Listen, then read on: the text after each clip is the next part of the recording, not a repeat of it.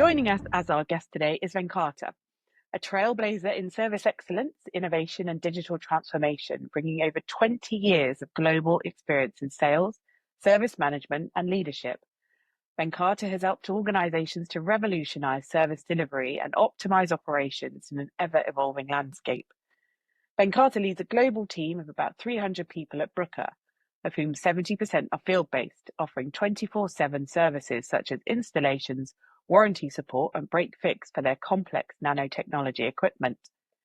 With almost 10,000 employees and yearly revenues of over $3 billion, Bruker is a global leader in scientific instruments and high-performance analytical solutions. For over 60 years, they've been pushing the boundaries of research in fields like life sciences, material science, and industrial applications. Beyond leading large-scale service organizations, Venkata is also a certified professional coactive coach, dedicated to helping executives, entrepreneurs, and professionals unlock their full potential. In this episode, we'll explore the strategies and leadership principles that have shaped Venkata's career, and we'll uncover how digital transformation and innovation is reshaping field service and customer experience, the leadership mindset needed to drive innovation and navigate industry disruption, strategies for service leaders to build high-performance teams and optimize efficiency.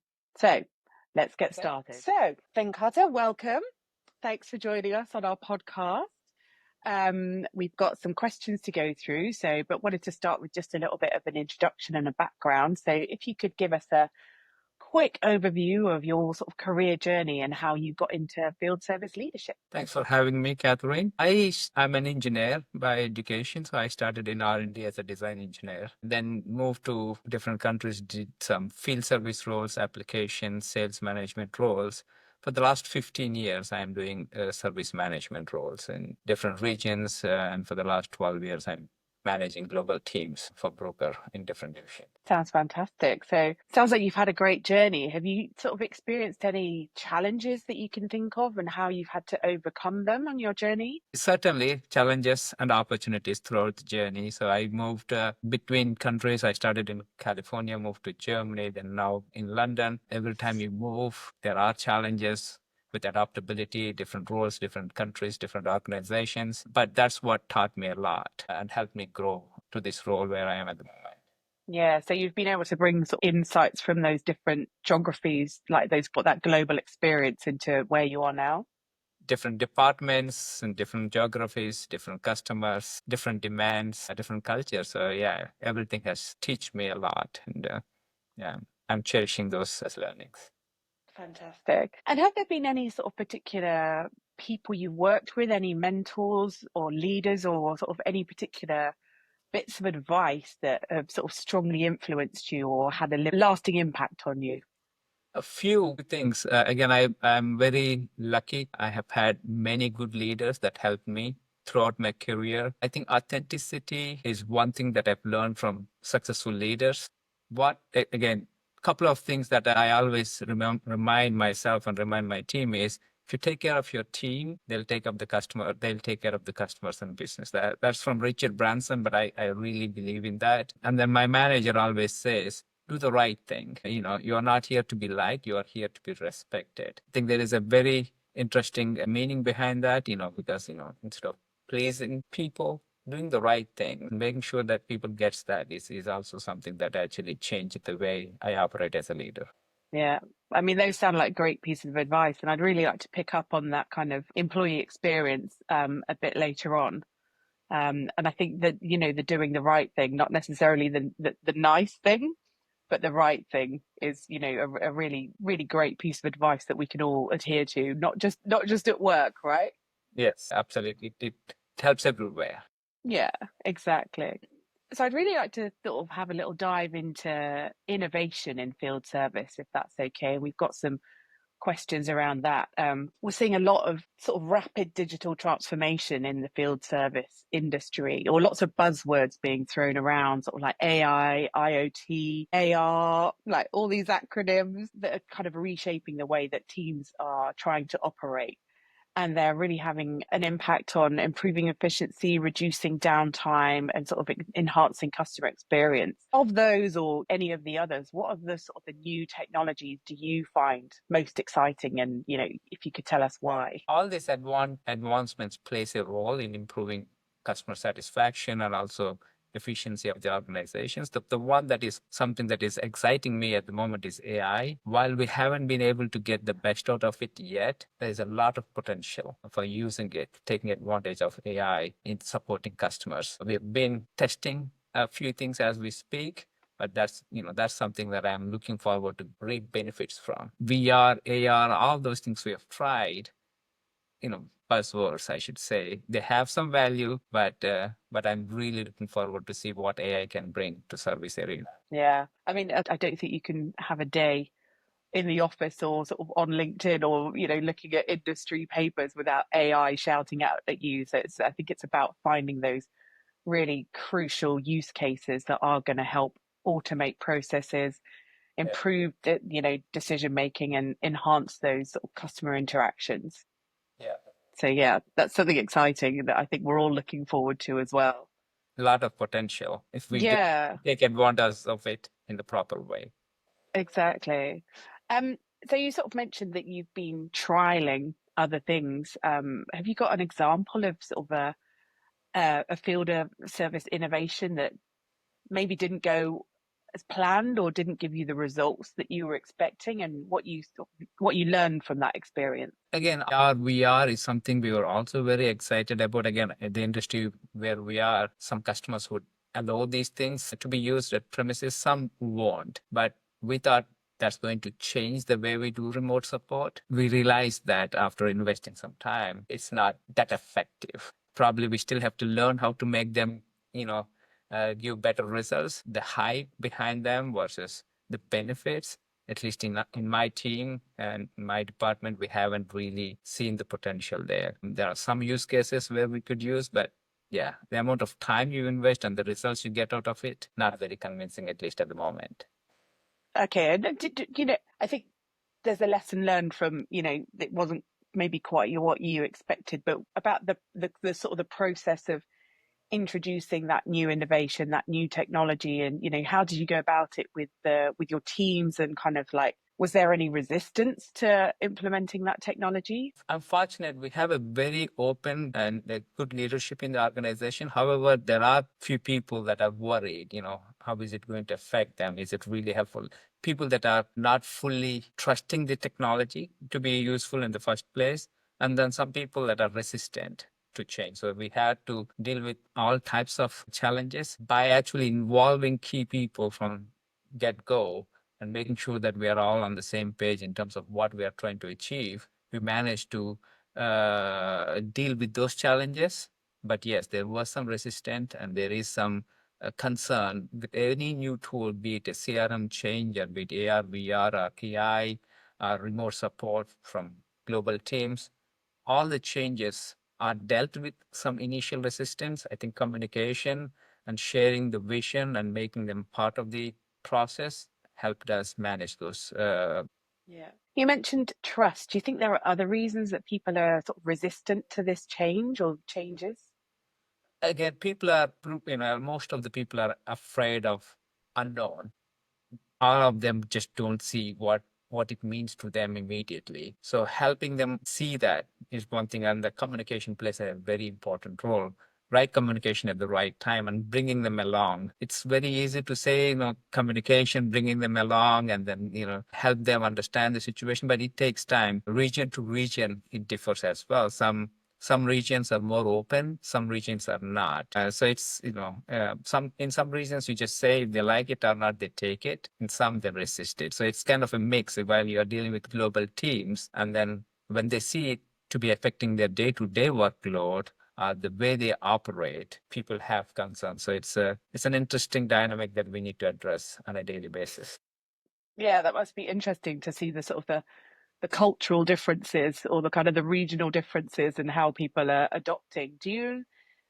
Is there a way that you leverage, if one team's really like, hey, this is great, we love this, would you kind of leverage their experience to influence another team who are kind of going, no, no, no, we don't want this? Absolutely. I think what we do is we kind of engage all these senior people and then also identify the champions, so to say, the user champions. They actually help bring trust from the other team members to actually try it out. Some people who are resistant, having their colleagues from other regions share their success would help them see. Because if a manager says, a leader says, they might not understand the same way if their colleague says. So we try to make sure we bring in those champions from different regions, make them become a team, try them out, and then share the best practices. Yeah. So instead of it being a kind of a top-down directive, it's Yeah, almost like top-down, bottom-up, meet in the that's right. middle.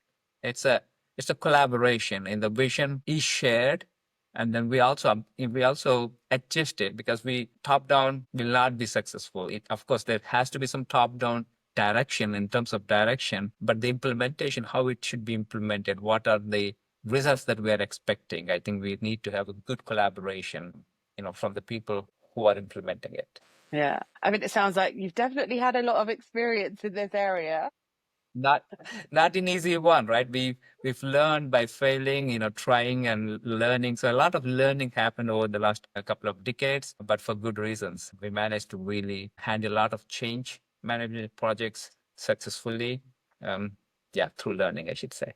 So can you think of like any particular technology or process that you've implemented that's had maybe the biggest positive impact or positive change on how efficient your team are? There's no one particular thing I can attribute to the improvement. I think there are a lot of small process improvements across, from, in customer service, our job starts when we get an order from the customer. So, we take over and we plan for installation, install, train, support during warranty, post warranty, until they are ready for the next product or next technology upgrade. So through all these steps, there are many changes, many process improvements, removing the unnecessary things and making it simple and straightforward, be it the system, be it the interactions, or be it the remote support. So we really want to make sure if that customers get the best by having teams across the globe help each other so that the customer responsive time is reduced. So if a customer needs something, we were having, days to now hours response. So it has improved quite a bit. Again, process, bringing people together, and the systems. So it's not one thing, but together we made big improvements. Fantastic. And you've done me an absolutely perfect segue into talking about customer experience. So I guess in your sort of 15, 20 years of working in this sector, how have you seen the expectations of the customer evolve? I mean, again, we are now used to instant support, right? Amazon's and instant notifications and superior customer support. That's B2C for a trillion-dollar company. It's a different way, but B2B customers are also expecting that instant support. That is a challenge and at the same time an opportunity for us to step up. Our expectations are super high. So that's why we are constantly changing our approach, adding resources and trying to give 24/7 coverage, call centers everywhere, and improving the processes so that we have less roadblocks for people to get jobs done. Again, the consumer effect is really Yeah. pushing us uh, to upgrade our, capabilities to meet their expectations. Yeah. And I think, are you having any particular challenges with meeting those expectations?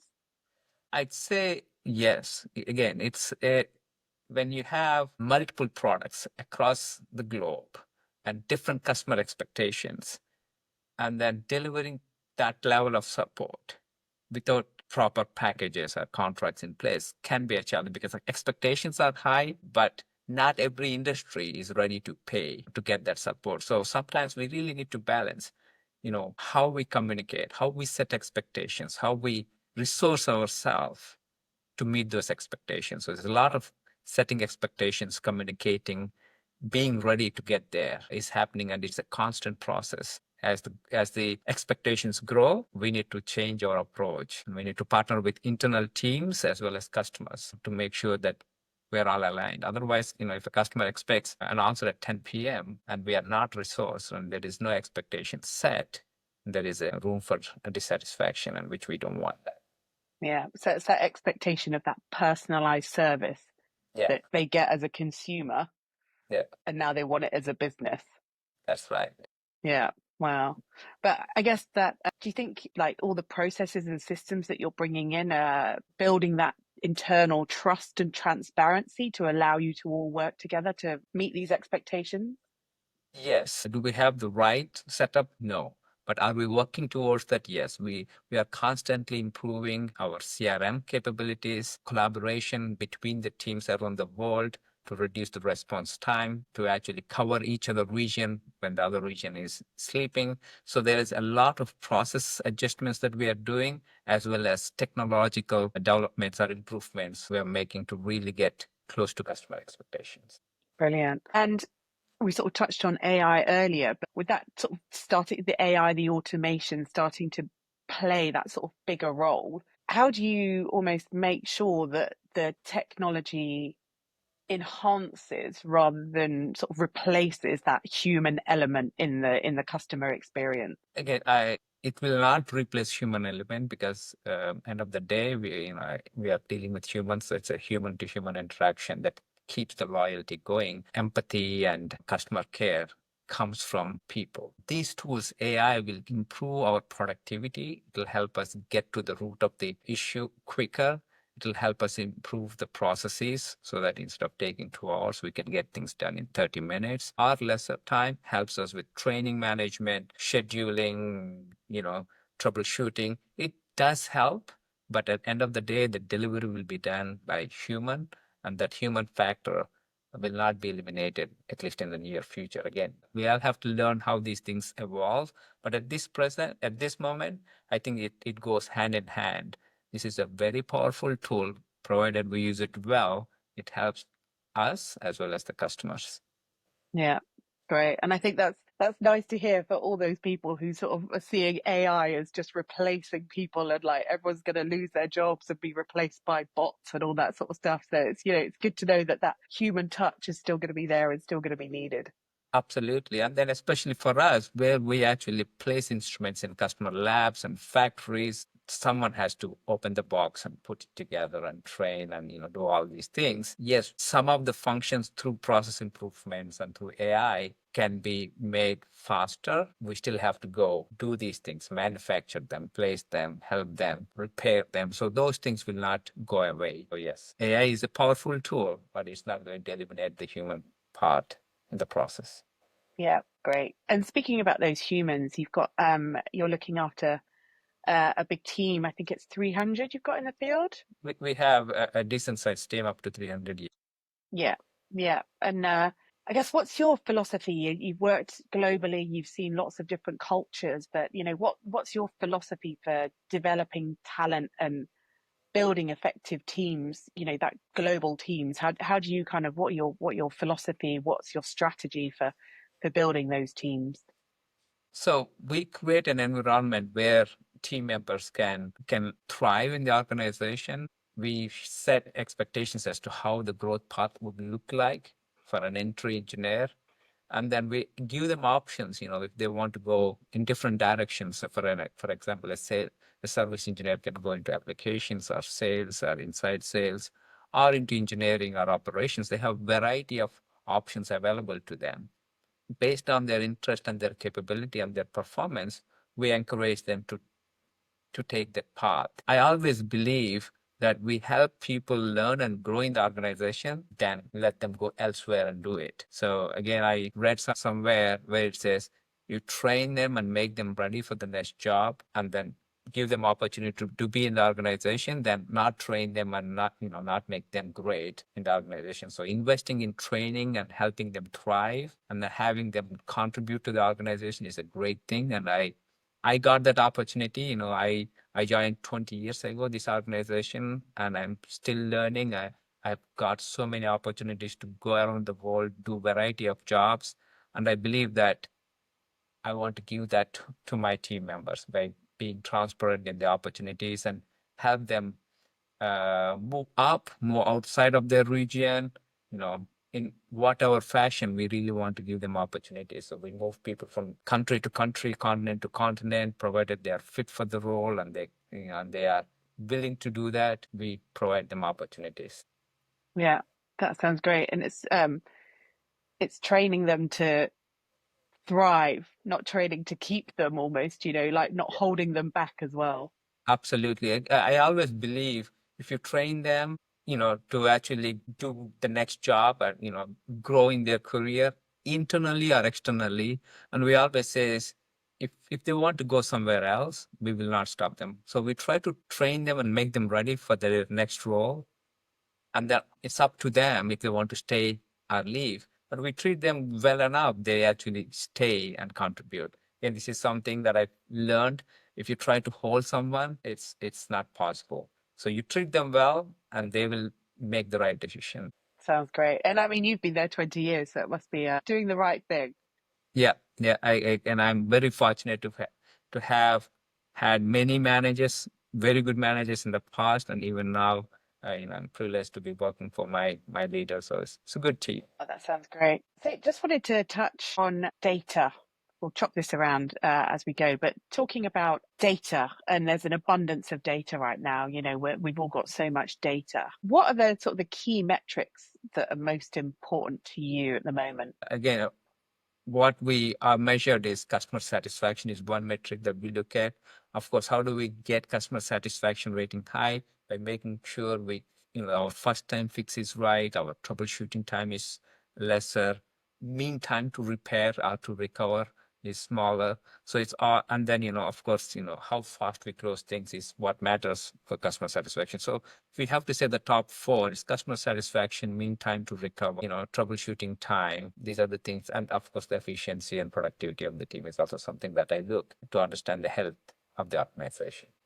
Great. And you're obviously collecting a lot of data for that. What's your strategy, or how do you make sure that, I guess, insights that data leads to action rather than just kind of more information, more information? How do you make it usable, I guess? We don't try to boil the ocean. We only focus on 4 to 8 parameters against spare parts. And we look at what affects customer experience, what affects our efficiency, the team's efficiency. So we look at these two categories. We have 4 to 8, and these metrics are visible to all the regional leadership teams.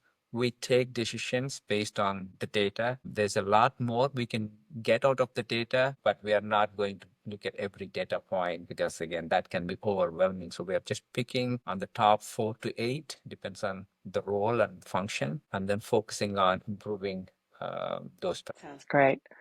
I mean, it sounds like you've been doing so much work on sort of improving processes, getting the right systems, getting the right technology in. And I appreciate you said that there's still you're still working on it, it's still things to do. But what advice would you give to sort of a less advanced company who was thinking they need to get on this digital transformation journey, but they're thinking, oh, it all looks a bit too much, it all looks a bit scary. What advice would you give them and how to start? And it's never too late for anyone. That's the first thing. And there are so many things out there. It can be overwhelming. So my approach is try it fast, learn, and then implement it step by step. Don't go full blown project and then have 100 people work on it and then fail. And it can be an expensive thing. So try small, learn, scale it. That's what we are trying to do. And then if you try small, if it doesn't work, then you shift to the next one. So, and be pragmatic. There are so many things out there. My approach is not to try everything at the same time or try one after other, too many things. That can overwhelm the organization. So, pick and choose, try small, repeat it, and scale it. Sounds great. I think we've got some little snippets there from try not to boil the ocean, fail fast. That's kind of a buzz phrase that we're hearing quite a lot. It's around innovation. It's just, get that fail fast. It doesn't work. Don't worry. We only did a small test. Move on. Try the next thing. Yeah, absolutely. Fantastic. So what do you think the field service industry is going to look like in the next 5 years? There's so much potential coming. What are your thoughts on where we're going? think it'll become more sophisticated with all these latest tools. Helps us be proactive. Right now, we are reactive at places, even though we want to be proactive. But with the data coming in, with our ability to understand and package it, before we were having all this data, but it was so much. And the tools are not powerful enough to really help us understand and take good insights out of it. With technology going fast, I think we'll become more effective and efficient. And then we don't necessarily need to have too many, tools, because, these tools, we are consolidating them into one or two or three instead of having for this, for this, for this. So the data coming in, we have good tools that helps us process it, helps us do things faster and efficient. So yeah, it looks more investment into technology and make the existing workforce extremely productive. Yeah, so it's almost like invest to simplify. That's right. Yeah, that sounds great. And what are your personal goals for the next sort of 24 months? What's on Uh, your sort of to-do list? my personal goals for the next 24 months is, again, we've been growing and we are working to make sure our team members are competent. So we have been working on reducing the onboarding time and making them very good at managing customer expectations, both technically and also on the soft skill side. So that's one thing that I'm focusing to really make this team strong technically and on the soft skills side, so that they are happy to do their job and confident to do their job, which will actually make our customers feel good and be loyal to the organizations. That's one of the goals that I'm working on. And the second one is really embrace all these latest technologies, use the data for the benefit of the organization, for the benefit of the customers. And another opportunities come challenges while we are implementing all this latest and greatest. How are we making the business models are shifting, making sure that the new business models are sensible for business and for customers. So these are the two things that I'm working on, helping employees be happy and capable in a shorter time, and embracing the technologies so that it benefits Bruker and our customers, and the business models make sense for everyone. Yeah, sounds great. And that's back to the Richard Branson, happy employees, happy customers. Yeah, Absolutely. That's the basis. With the employees not being in a good place, it's difficult to expect good results. yeah, exactly. So that's all been brilliant. And we've done lots of forward looking, I think. I'd like to ask you a question looking backwards, just as sort of a bit of, and finally, can you think of an old school tool or practice that you sort of secretly still love around field service? In the good old days when you kind of reflect and think, oh, I remember when we used to. I think one thing I always cherish is that customer relationship, that you go meet them and, spend few minutes talking not just about the challenge or trouble or the thing we are doing, about, what is that they are doing, understanding what the customer pain point is, spending that quality time with customer, going beyond the existing problem, and then building that relationship. That's the key for loyalty. That's the key for success. And we always think of the AI will do this, AI will do that, or or this tool. But really, that customer relationship and that empathy, that experience that you leave when you leave the customer or when you put your phone down, I think that customer feeling and experience was very important, is very important now, will be very important in future. I think that's something that I always tell. It's how we make our customers, internal or external customers, feel when we deal with them. It really matters. Yeah, yeah. And it's good to hear it's never going to go away. And my last question, if you had a magic wand and could instantly solve one challenge, one field service challenge today, what would it be? Wow. Well, that they are not alone. The field teams are not alone, right? The teams are going into the customer traveling every day. It can be overwhelming. I when I was field engineer, I understand how it was. So that's something, when they are out there, having them feel like I'm part of this big organization and then not feeling overwhelmed is something, even though we emphasize that and then give all this help, that feeling is always crippling at times. So if I have a magic wand, I want people to just feel good about dealing with any challenge with a smile on their face. And so That's been something that I've been working on all the time. It's a constant learning and growing exercise. Yeah, really make the field guys cherish these challenges instead of worry about the challenges. That's key. That's a really interesting and a really lovely one actually. It's almost like you want them to feel that even though they're there on site on their own, they're actually kind of surrounded by their team. They're not on their own. Yeah, That's a lovely one, Venkata. Thank you. And I think we'll finish there. perfect. Thank you. Thank you so much. That was really good. Thank you. That was such an insightful conversation with Venkata. And I hope you took away valuable insights on innovation, operational excellence, and digital transformation in field service.